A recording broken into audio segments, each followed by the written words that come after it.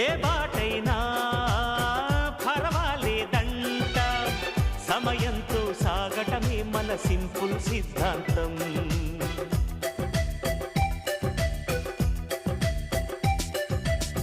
చిరుగాలికి పరిమళమిచ్చే సిరిమల్లెల వనమై ఉందాం, గగనాన్ని నేలను కలిపే హరివిల్లుల బంతెన అవుదాం.